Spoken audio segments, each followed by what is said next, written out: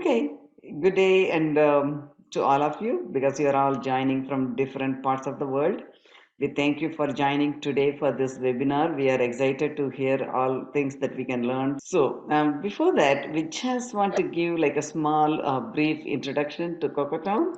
So, bear with me for a few minutes. I won't make it too long, and then we can go to the webinar. Yeah, we have the Cocotown. The parent company is called Inno Concepts, and we started in 1992. So we started trading innovative specialty food processing machines, and we focus primarily on the small segment. That's the South Asians, South Indian, not even South Asian. The Indians, and out of that, there's the South Indians that we make special kind of food called idli and dosa. So those machines, we were just trading and selling all over years, and we also had a lot of dealers in different parts of the country, so people can take it for service and other help locally instead of shipping them to Atlanta, because those days the shipping was very expensive. Still it's expensive, but when compared to the cost of the machine, the shipping was almost like 25%. And then whenever somebody buys the machine, if we don't recognize the South Indian name, we used to call them and ask them, hey, we see that you have bought our machine, what do you use it for? And we were collecting the data. And then the recession hit in the later part of 2007, 2008 to 2009 were the worst days. And then we had warehouse full of stuff and we didn't have any sale in 2008 Christmas. So we wanted to find a new avenue because we need to keep the company going. We need to pay our employees. So we looked at the list of things that we had collected, and we found out some people were making for nut butter, some people were making for tahini, hummus, the Filipino puto, lot of things they were making. And even one customer in New York, she was getting the sphagnum moss from the park, Central Park, and then she was grinding for the facial mask. And she said her clients loved it, and it was much cheaper than importing the face mask from Europe. So there were so many different ideas. We were thinking, where should we focus? Because we realized by just focusing on the South Indian market, we are putting all our eggs in one basket. That's not good. We had to spread it out. So then we looked at, and then we found some people were making for chocolate. In those days, only like 5 companies were making chocolate in small scale. Even those 5 companies, it's called small scale because when compared to the giants like Mars and Hershey's and Lind, these were smaller companies. But then there were few people, they were trying to bring the cocoa beans as a superfood. So they were trying to make uh, chocolate without any additives or things that you cannot pronounce, but they were doing in small batches as a hobby because they had to be MacGyvers. So when we talked to them, we asked them what is the challenge, and they said the challenge is this machine runs for 20-minute batches, whereas we have to change it to the machine that runs non-stop for at least 3 days a week to finish one batch. That's when we thought maybe this is a new avenue, nobody has done it, so let's get into that. So we started focusing on creating the machine specifically for the chocolate industry, and always our focus was make sure we leave the less impact on the environment. So we leave the environment better than what we found, and then help our customers' businesses to grow, and then help the farmers.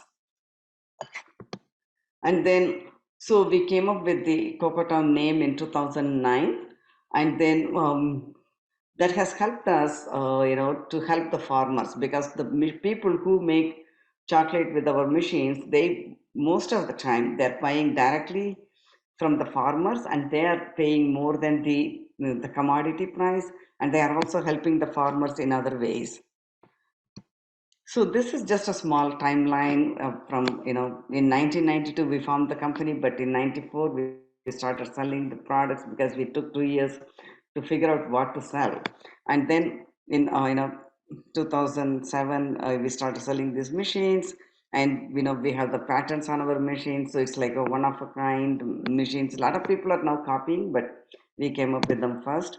And then in 2020, again, we had to, focus on what we have to do when the pandemic hit the whole world.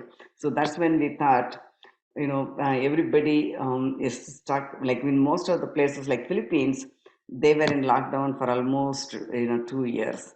So we had to give them some hope, and we also thought we can help them to learn when there's a downtime for to learn. And there were a lot of experts like Nick and other people. They were gracious enough to donate their time.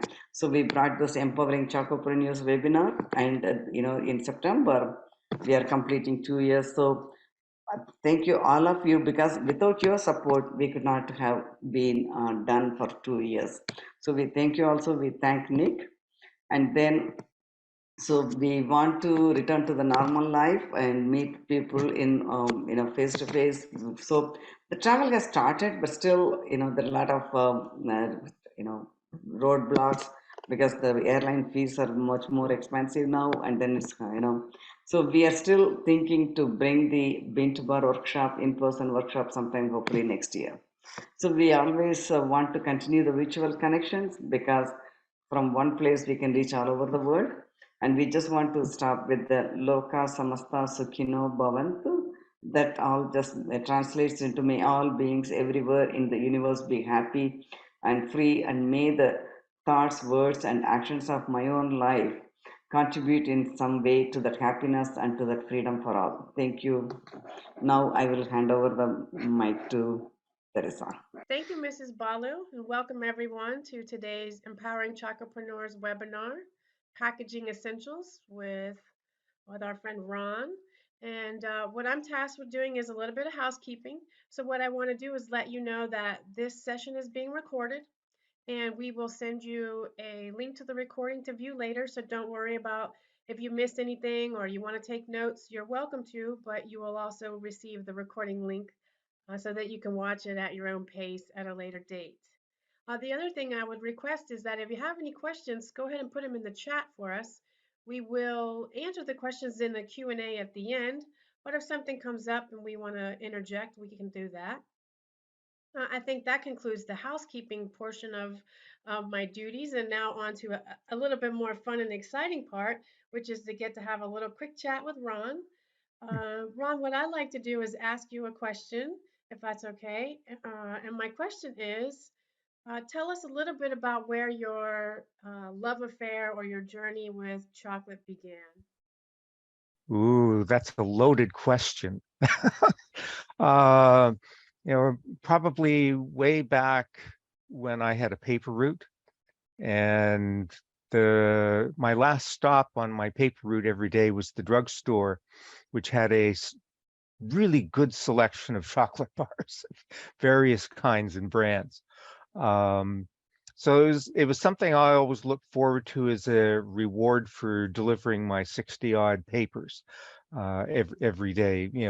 Winter, summer, 3 foot deep snow going uphill and downhill, all of that good kind of stuff. And then I went to school and went through engineering. I went through business school, and my first job out of business school was actually in the chocolate industry, and it was like, whoa, this is a dream come true. So maybe I'll use that as a way of introducing the presentation, because the presentation actually talks about the relationship between packaging and chocolate, and it's kind of an incestuous relationship. So I hope you enjoy it. So let me just share my screen. Whoop. So I titled this presentation "How Packaging Works," and it's sort of a discovery process for me. And let me give you a little bit of background on that. So I mentioned that I took engineering, and I studied marketing in business school. And in marketing, we learn about the 4 Ps: product, price, place, and promotion. And so, on graduation, I thought that was it. But in my first job, I really started to discover the power of packaging. And I worked for my first job out of business school was working for a company called Standard Brands, and the confectionery division of Standard Brands actually became part of Hershey after I left the company. But I was hired to work on new products in boxed chocolates. And one of the projects, probably the most successful project we had, was a product called Ovation Mint Sticks. And this was a product that was already being sold. The mint sticks were made in the Netherlands. We imported them. And our idea behind Ovation was to compete with After Eight. And so the whole idea of something as an after dinner thing that you could share with guests was intended to mean that the packaging had to be elegant. It had to be something you could put on a table and you could present to your guests. And they could pick out a mint stick just like they would pick out a square of an After Eight. The brand, the flagship brand of this division was Pot of Gold. It was a product that was made in Halifax. It was a very old brand, and as you can see from this photo here, quite dated looking when we started working on remarketing it and changing the appearance of it to update it, make it look more contemporary. We also worked on a new product to compete with turtles. It was called Almondillos, and I can't find any of the original photos of what the packaging looked like, so this is the best I could come up with. But again, this was a product that was completely developed from scratch, but we were trying to do our own version of a product that was already out there and very successful. Subsequently, I moved to another chocolate or confectionery company, Cadbury, international company. I worked on the Caramilk brand, which is the #1 selling chocolate bar brand in Canada, and we made some changes in the presentation of the bar, which used foil and a paper label. To make the Caramilk name bigger, we use certain colors like the brown and the gold to kind of evoke the golden caramel inside the thick chocolatey pockets, as we call them. But we also did introduced a smaller version that we could introduce into gas stations and point of purchase. So this was a small version that people could buy for 10 cents. And this was enormously successful. We sold out our entire year's forecast in 13 weeks. It just went over that well. So the way we package things really was key to my early success in marketing. It's the sort of the 5th P, which I think needs to be something that business school curricula need to adopt.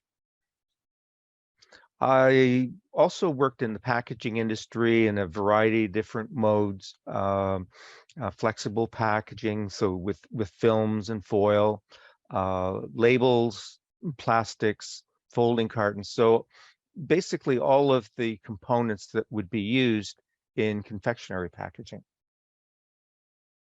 And after I retired, I started working as a volunteer for an international organization based here in Toronto, where I live. Originally, we were called KESO, but we just renamed ourselves or rebranded ourselves Catalyst Plus because we saw ourselves as the catalyst for empowering startup businesses in developing countries.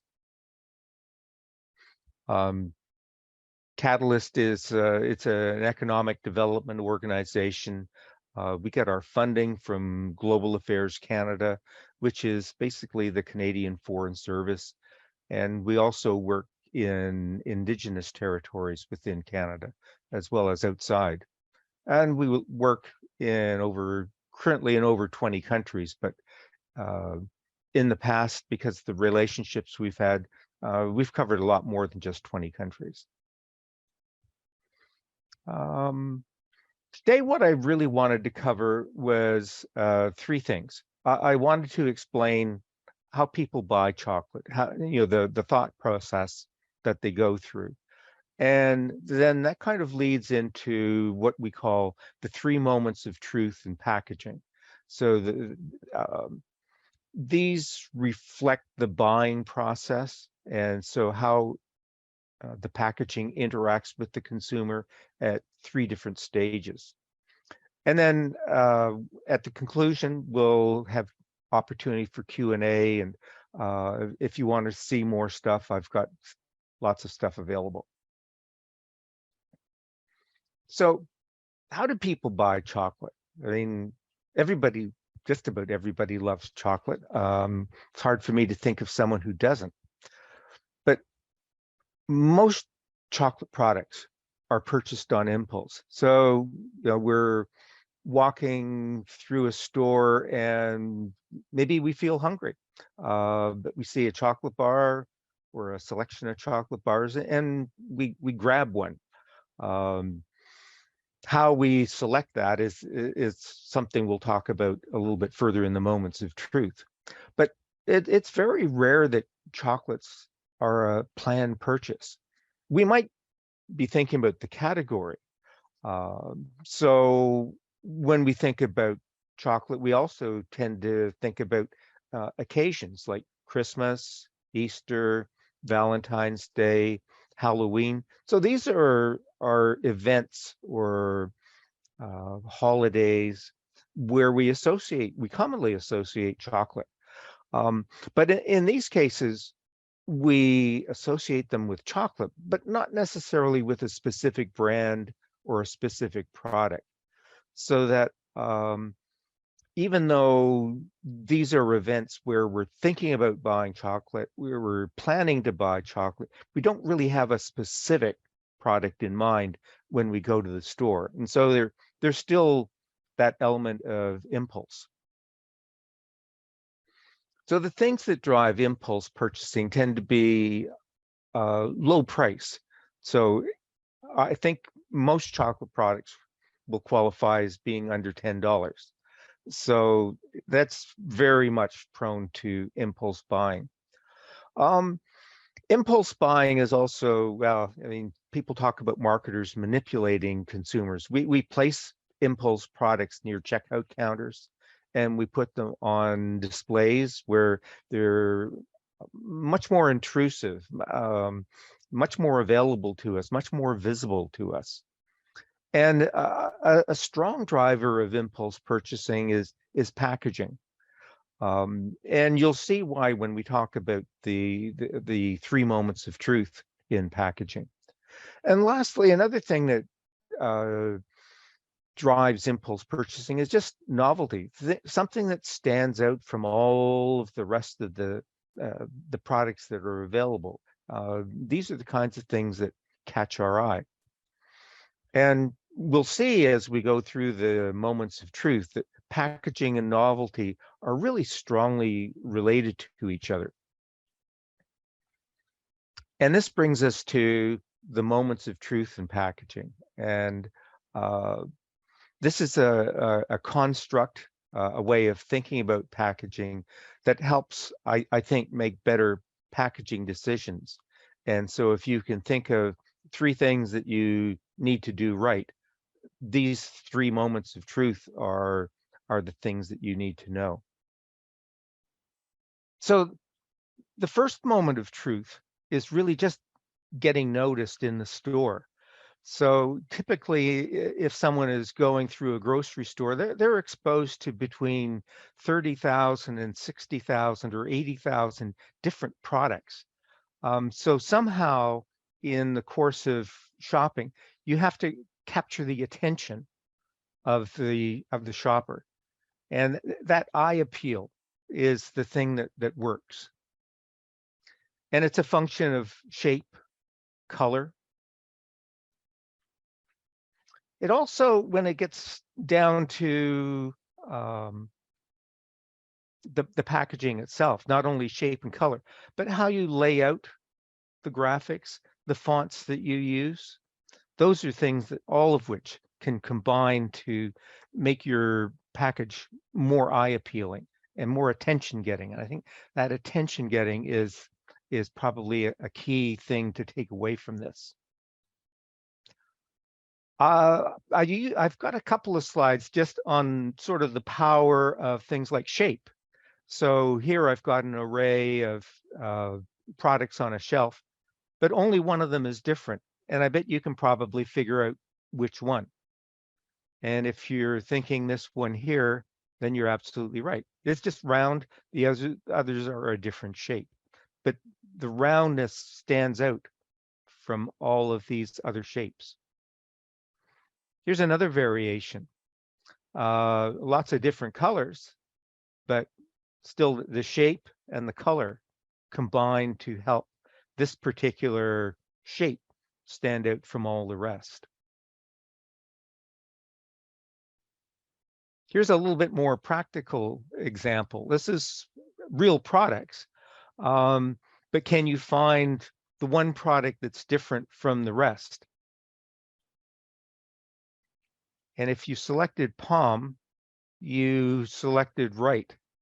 Because notice how all of these other products are using almost exactly the same bottle shape.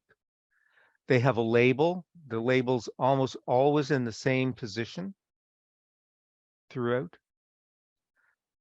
Palm's brand identification is up here on what we call the shoulder, but also the shape is very different from all of these other juice products. So this, by the way, is a pomegranate juice for those of you who don't know. Otherwise, we've got apple and cranberry and other flavors here. And color is also very important. We have different mental associations with colors. So pastries, for some reason, taste better when they come from a pink box. Why? For some reason, pink makes us crave sugar. We see that we associate purple with royalty. A color like green is the one that is most, our eyes are most sensitive to. And we can distinguish more shades of green than really any other color. So forest green, grass green, lime green. Think about those different shades of green. And for some reason, yellow is the happy color. Do I know why? Do I understand why? No, but knowing that can help me sort of set up the mood that I want to communicate about my product if I'm using yellow.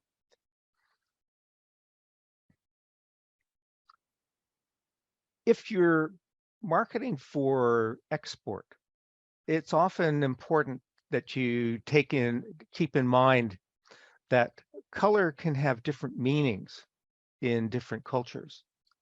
So what I've got for the next couple of slides are just examples from the United States, from China, and I wanted to get an African culture represented in here. So trying to get three very different cultures. So not like United States and Canada or Mexico and Honduras. Let's get very distinctively different cultures. So red in the United States is associated with love and passion. Think about Valentine's. We think about red as being the color of Valentine's hearts. In China, it means luck. It means fertility. That very, very positive connotations. But in African cultures, it's got a very different association. So death, violence. So the red, it's probably because the red communicates blood. we look at white. In North American culture or in African culture, it's got the same meaning. It's purity. But in China, white means death.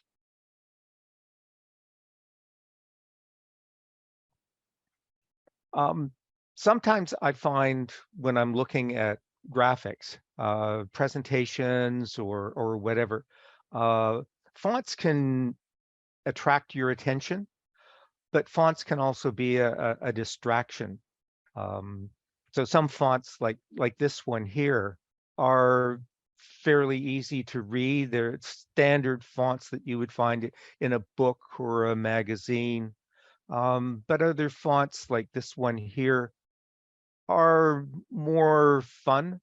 So it doesn't mean that you can't use it, but you just have to understand what that font might convey to your audience, to your consumers.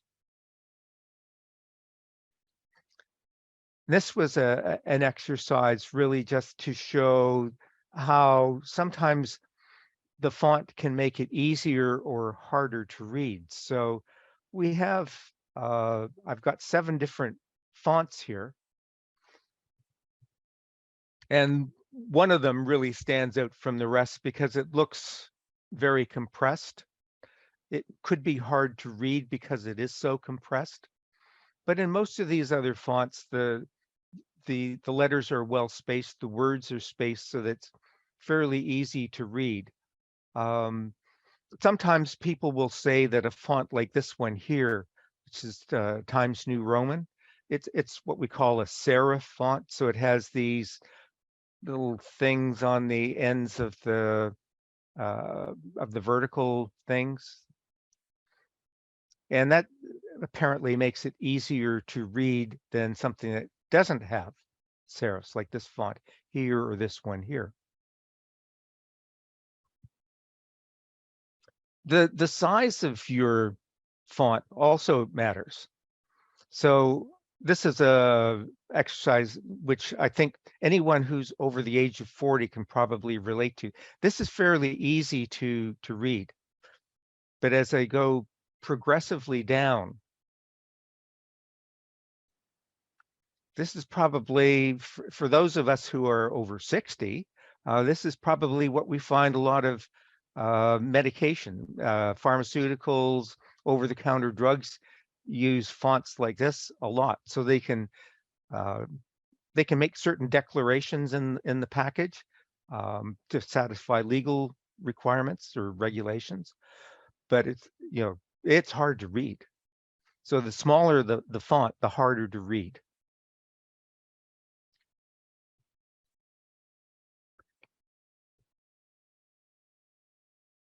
Also, there are different ways that you can, in printing, you can present your message. So this is the same message. In this case, it's white on black. In this case, it's black on white. So when packaging is printed, virtually always you're printing on a white surface. So in order to make this kind of image, we have to make all of this from ink. All of this black is from ink. And the thing about the printing process is that it isn't as precise as we'd like it to be. So when you apply the ink and then follow that with some pressure to force it into the substrate, the ink tends to bleed out. And so some things will gradually become harder and harder to read because the letters fill in. And so it's usually better to go with what we call positive type, which is black on white or black on some other color. The idea is really having good contrast and good printability. Now, the second moment of truth really has to do with getting the consumer who's walking down the aisle to actually reach out and pick up your product from the shelf. You want to engage the consumer at that point, get them to actually pick your product up off the shelf, because once it's in their hands, they'll start considering to whether or not they're going to buy it. And so you have to think about things like appetite appeal. For a food product, this is paramount. If your product doesn't look appetizing, then it likely will not sell. You have to think about the language that you use, the words that you use that will evoke certain emotions or feelings in your target customer. You have to think about safety. For some products, safety is important. So, for example, with pharmaceuticals, you want to communicate things like child or tamper resistant packaging. And then lastly, does your packaging suggest that you've got good value for money for the consumer? So an appetite appeal, typically you have a couple of choices. One of them is to use what we call line art. And doesn't that look like an appetizing Thanksgiving treat? Or you can go with a photograph. And I think most of you would agree that the photograph is much more compelling than this. Here's an example from the jams and preserves aisle. So two well-known brands, Kraft and Smucker's. Smucker's uses illustration on theirs, but they rely on their advertising to communicate that, you know, Smucker's is a very high quality product. In this case, Kraft jams are really only sold in Canada, but they use photography here. So the same product, so still strawberry jam, but here you see the emphasis on the strawberries themselves. So it helps convey that this is going to be juicy, it's going to be flavorful. This just looks kind of artificial. They both work. The brands have comparable market share, at least when we're talking about varieties that they have in common. And the words that you use. So I did this little word graphic here. So things like natural, organic, describing some of the sensory things, like it's spicy, it's savory, flavorful. So words like this have a lot to do with how compelling the message that you're going to tell about your product will be. And the third moment of truth really comes down to how does the package perform when you get it home? So the consumer picks it up, they get it home. Will they get it home in one piece? That's important. When they get it home, well, let's look at some of the factors. Is it easy to store? Will it stand up in a consumer's pantry? Will it preserve the product over a long period of time? So what we call the shelf life. In the case of chocolate, shelf life is actually fairly long. Is it easy to open? So if you've tried opening things, like we call them clamshells, so they're typically plastic. You can see the product inside, but you can't get at it without getting a pair of scissors or a knife. So those are very frustrating to open. You want to make sure that it's easy for your customer to get at the product inside. And in some cases where the product won't be consumed in one sitting, it's important to have reclosability. So can you close the package back up again so that the consumer can put it away and maybe come back another day or another occasion to consume more of it or the rest of it? We also have to think about disposal. And when we're talking about disposal, we're really thinking more about sustainability. So is your packaging biodegradable? Is it compostable? Those are terms. Most packaging will be recyclable, but compostable is, for example, an important way that we're now diverting solid waste from the garbage stream and into a stream where we can reuse the fibers or the polymers. And when we look at packaging, when we're really talking in a lot of cases about protecting the product so it gets home in one piece. So we don't want to have things like this where the package can tear. If we saw that on the shelf, we probably wouldn't buy it, because when we see an opening like that, there's opportunities for infestation. We don't know if the product's fresh. It may affect the flavor because it's open to the atmosphere, to the air. We certainly wouldn't pick up a product like this that's been crushed. So either of these. So the 3 moments of truth really come down to this. At first, you want to get attention, so what we call shelf impact. The second moment of truth is your packaging persuasive enough to get the consumer to reach out from the shelf, put it in their hand, and then consider putting it in the shopping basket. And the last one is, how does your package perform after the consumer has bought the product? So this is looking at packaging from a marketing perspective. We're not really talking about design ideas and things like that, but I'm hoping that what this presentation will do is give you some ideas about how to use a more critical eye when you're looking at design concepts that your designer might come to you with.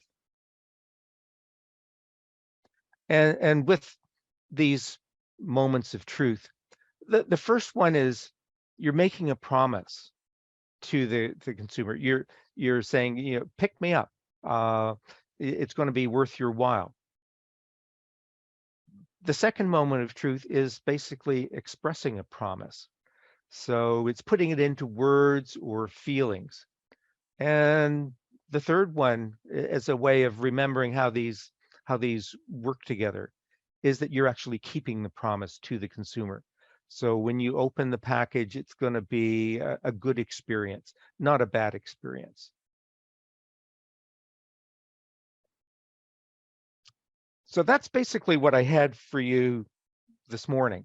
And I know we have some questions, but before we get to those,